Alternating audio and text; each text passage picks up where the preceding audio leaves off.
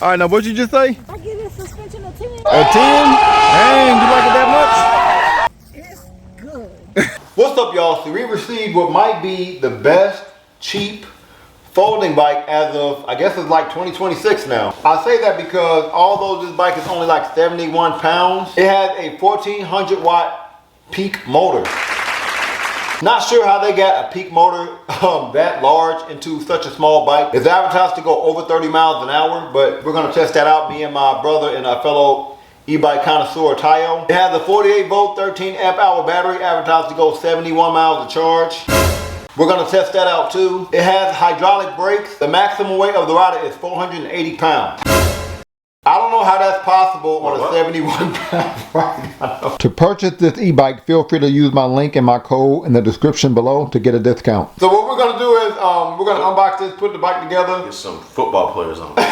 Go on-road, go off-road. Test the suspension out. I think it also has full suspension. Put the bike in my car, you know, fold it up. See just how portable the bike is. Take it to an urban area, ride around, see what that's like. See, is this the best cheap folding e-bike that I've received as of 2026. Also, I am still doing the e-bike giveaway. If you want to be included in the giveaway, you have to be subscribed to the channel. Comment below on what type of e-bike you would like. You want a portable e-bike like this one? You want like a full size, full suspension e-bike? You want a moped style e-bike? Comment below, let me know. When I get to 40,000 subscribers, I'll be giving one of y'all an e-bike. That she was involved.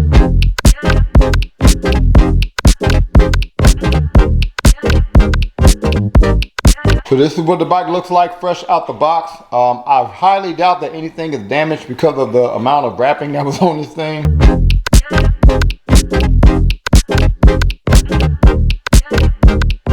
This is only the second time where we actually had to put the brake on the front fork. Man. So we're gonna have to put a whole lot together on this e-bike. We're gonna have to put the kickstand on. We have to put this seat on the seat pole, wider than most e-bike seats that we get fresh out the box. It's about 10 inches wide here. We have to put our rear rack on. We have to put our front wheel, which has a 20 by 4 inch Chaoyang all-terrain tire on it.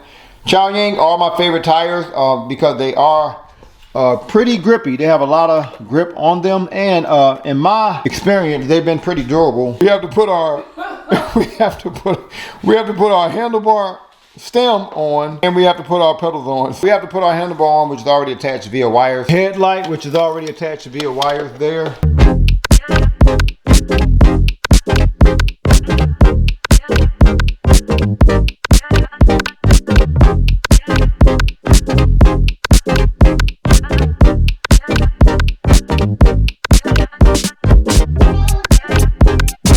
So before we put our front axle on, I want to explain how I think we're supposed to do it. Wheel is going to be here, right? And then this is going to go right out on top of the wheel. Our front fork is going to be here.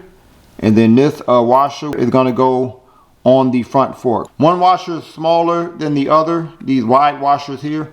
This is where the brake is.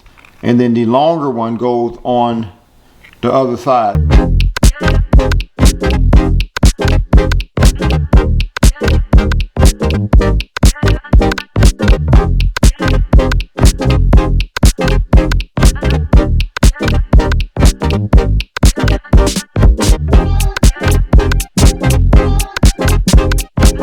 So we're going to do this front fender, headlight, and front fork set up a little different. We're going to go front fork, and then we're going to do headlight right behind the front fork, and then we're going to use our front fender to clamp the headlight to the front fork.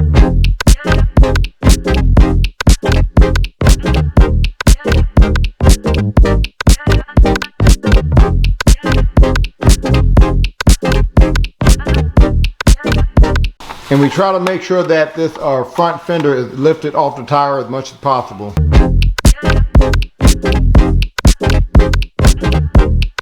There's no arrow that lets us know what direction to put this handlebar in, but we're going to put it in this way where it folds on the right. And I will say, put some gripper on here. There's a gripper fluid that you can put on your bike that helps everything kind of stay in place so that you won't break anything, and it makes everything a little bit more grippy. Again, it's going to be where the handlebar can fold towards the right of your bike, just like that.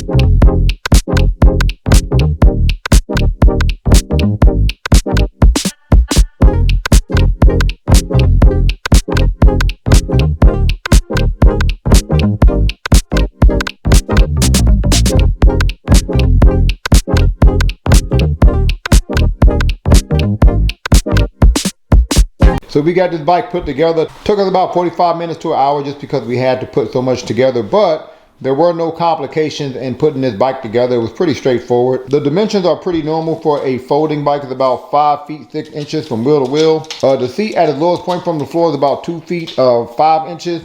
The handlebar, which is kind of adjustable, you can adjust the angle of the handlebar, not the height, but the angle. Where we have it now is like 3 feet 10 inches off the floor. Again, I am a fan of Chaoyang tires, mainly because of how grippy they usually are. Hopefully they're durable too, but looking forward to how this is going to perform in our off-road test. Now, I've never had this color on an e-bike before, but the color that I chose mixed with black, I think makes it a pretty good looking folding bike, you know what I mean? But let me know what y'all think. Look at that suspension. So I've had this suspension on a few other e-bikes before, but the suspension I've had this on has been full size, like all-terrain e-bikes. So it's interesting to have such a heavy duty, I guess, suspension on such a small bike. Hopefully that means that the off-road test is going to be pretty comfortable. Give y'all a look at the rear suspension.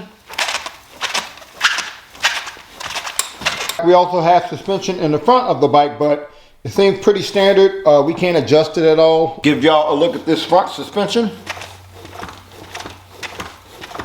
Have a look at our rear and front 180 millimeter hydraulic brakes. Again, this is a folding bike, so to fold the handlebar, you're gonna push this up here. Then you can undo that, and then you can fold it again towards the right of your bike. So to fold the body of this bike, you push this up, you undo that clamp, and now you can fold the body of the bike. And here you can take this battery out if you want to. There's the key that you put under the bike. You turn the key and then you can take the battery out of the body like that. Now you can charge the battery while it's in the bike if you want to. And this is what the bike looks like when it's folded. In order to turn the bike on, you do have to put a key under the bike, and that key has to be turned where this protrudes out. And yes, you do have to ride with the key in your bike, so I guess that's some level of anti-theft. We're not gonna go ahead and turn this bike on. We're gonna press and hold the M button. And that turns my colorful and pretty standard display on. We have your standard Shimano 7-gear shifter. We have a twist throttle for throttle only. We have your standard rubbery handlebar grips. On the left side of our handlebar, we do have a panel. Looks like we have a horn. That's pretty loud. And if I press and hold this button, that turns my standard but kind of bright headlight on and my rear light on. And that rear light is also a brake light. Look at some of the basic information on our display. Look like we have our battery life at the top. We have our trip mileage. That's how many miles did we ride on our last bike ride. I think that might reset after you turn the bike off and on. We have our speed calculator. Pretty sure you can change that from miles per hour to kilometers if you want to. If we quickly click the power button over here on our panel, that will give us more information at the bottom. Our odometer, we did ride the bike a little bit. Maximum miles per hour on the current bike ride, average miles per hour. This bike does have advanced settings. I'm not going to go through all of them. I will go through some of them. They are in your manual that you download using that QR code. So to go into the advanced settings, we're going to press and hold the plus and the minus button. Alright, to go from one setting to the next, you click plus and minus. If you want to change a setting, then you quickly click the M button. This first one is how bright do we want our display. We'll keep it at a 3. P04 is how do we want to calculate our speed. Do we want to do miles per hour or kilometers? We're going to keep it at miles per hour. P05 is our pedal assist setting. So I click the M button here. Right now we have 5 different pedal assist modes. I can change that if I want to. Look like I can go 3 or 5. So here's what's cool about this. We're going to keep it at 5 pedal assist modes. But if I click this headlight button from here, I can determine how much power I get per pedal assist mode. So for mode 1 I have 51%. If I want to change it to 52, I just click the plus button here. I click the headlight button to go to my next pedal assist mode, and look like I can change the power per pedal assist mode. So that's pretty cool. Okay, I'm going to click the M button to go back to my general pedal assist selection. P06 is how many minutes before the bike automatically turns off, because I do think the trip mileage resets every time the bike turns off. I'm going to change that to 20 minutes. P07 is my speed limit setting. So if I click the M button, I'm going to, let's see just how fast this bike goes, and that is in kilometers. It looked like the max is 63 per kilometer. And P09 is my cruise control setting. That's if I want to engage cruise control or not.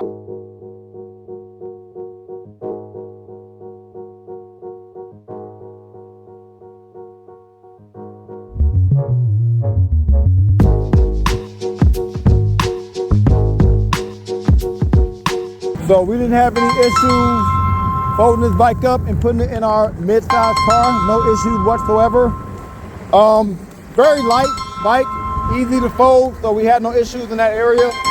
Now, I wouldn't be riding this bike in like a suburban area on the street, but in an urban area, I'll definitely use this e-bike. I think this bike is perfect for urban areas because it is so small and light. I feel like I can go from the streets to the sidewalk pretty easily, and from the sidewalk back to the street, what I'm about to do now, pretty easily and without a whole lot of discomfort because of the size and because of the full suspension. Thank God for full suspension because of stuff like that, right? And I feel like I have great control of this e-bike, so I can maneuver this e-bike to avoid people and things pretty easily, and a lot of that is actually because of the handlebar. The more BMX style handlebar, thank God for full suspension because of stuff like that, right, in the urban area. But because of the handlebar, this BMX style handlebar, I feel like I have even more control. I feel like I have more control of this folding bike as I would more of your average standard folding bikes. But I have seen that more folding bikes are starting to use this BMX style handlebar, and that's probably why. They probably got some complaints that the handlebar that's like this, it spins way too easy, and it makes the bike a little shaky. You don't feel like you have good control of it, but the BMX style handlebar makes it very easy to maneuver, not only on the sidewalk, but also in the street. And although it doesn't have like such a vertical swivel, flat handlebar, it's still vertical. It's still swiveled enough where you feel like you can make some pretty tight turns like that one. And the bike is so narrow, so you feel like you can get into narrow spaces like this one. You know what I mean?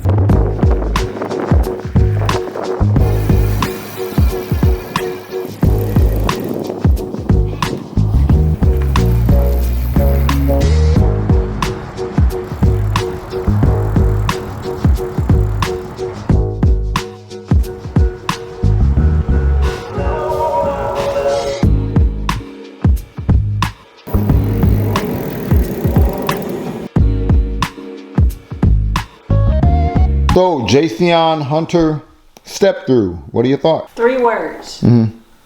Jasion don't miss. Love this bike. It's probably my favorite folding e-bike. Perfect size for me. I feel like it could take somebody my size. It could take somebody bigger than me. Okay. The tires were great. I felt like the suspension was I gave the suspension a 10. The bike is such good quality. Like, it goes so fast. Did you feel unsafe when you were going fast? No, I was just like, I don't have anything bad to say about this bike. Oh, dang. Twist throttle is great. I think. And you're a tough critic. I'm a tough critic. Maybe change the seat, and that's easy to change the seat out. Yeah. And this little bitty weenie light. All right, so what you giving this bike on a scale of 1 to 10? Keep in mind, it's like $900. 9.7. 9.7. So we're not gonna do max speed, throttle only. So I'm not pedaling at all. You're gonna see just how fast we go, throttle only. And again, I did increase the limit speed to the max. So 27, we got there rather quickly.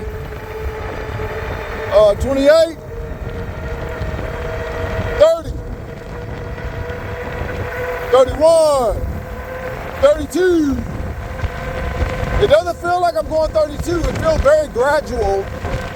33, it doesn't feel very shaky. It feels smooth. This is a really smooth bike considering the size. So we're not gonna try max speed pedal assist. Now in mode 5, I do ghost pedal a little bit. Again, this is a speed sensor, not a torque sensor, but it's not so bad where I can't like keep up with the motor and be comfortable going fast. You know what I mean? But see, like here I can ghost pedal a little bit if I wanted to, but it's not so bad where I can't keep up with the motor. 28, 30, 31.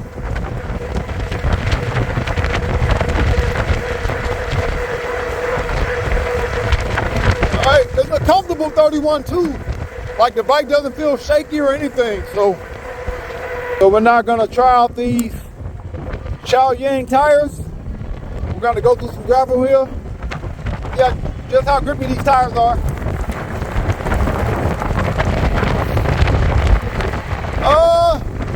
Just a little slipping, but not a whole lot. There's a brake here.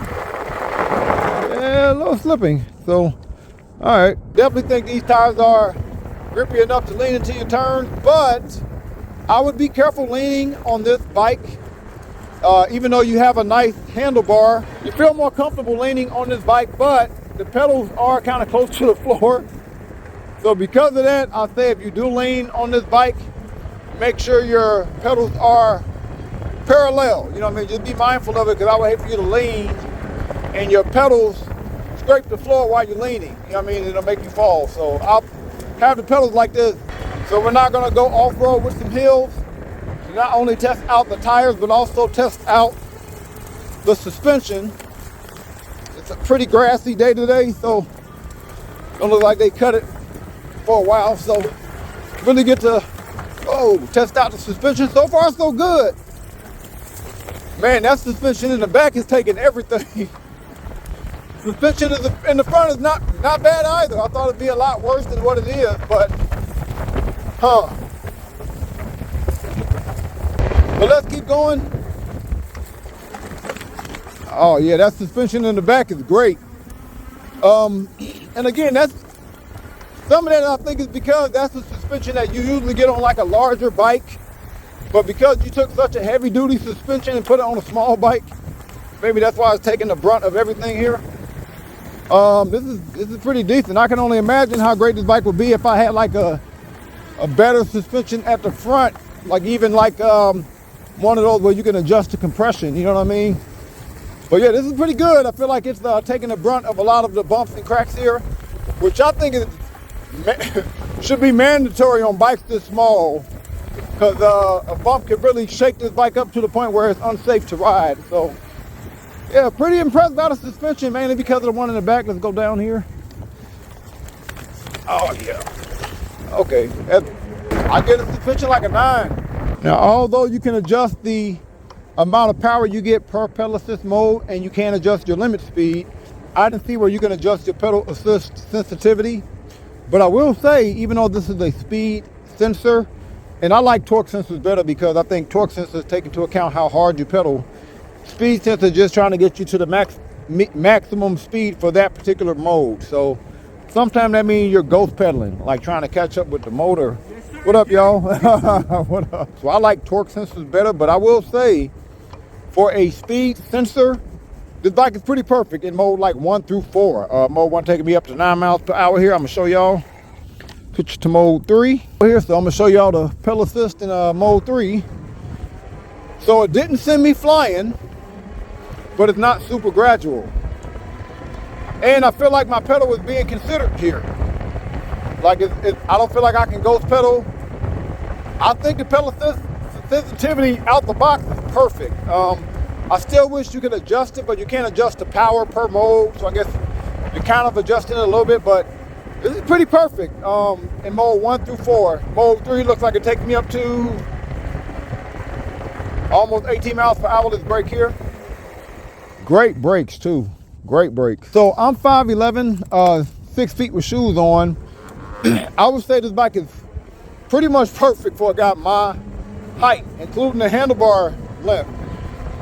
Usually I would have to maybe bring it up a little bit, but this is pretty good to me. Like I can be in between like a more aggressive style posture or a commuter style posture. I'm right there in a perfect little pocket right there. Even if you are a little taller than me, I think this bike will be okay for you because you can adjust the angle of the handlebar a little bit. This bike is pretty comfortable. Like I normally don't feel like I can ride without my hands on the handlebar on a folding bike because they're kind of small. They tend to be a little shaky because the wind is just taking the bike a little bit, you know what I mean? I think I can ride without my hands on the handlebar. We're gonna try here. Not so much. Let's see, let's try again. Not really, but pretty comfortable though for a folding bike. So we're not gonna go max speed, throttle only, up a hill. And this is a pretty steep hill, about a 35-degree hill, and the hill has a turn on it. Now, you're not gonna really be able to see the display, it's just dark. But right now I'm going like 25 miles per hour going into the hill. And I put the display up to the brightest setting, but it's just dark. But still at 25.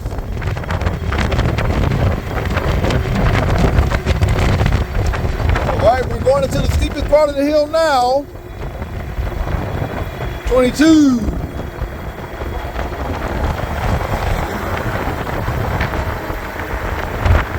All right, 20, 19, 18, 17, 16.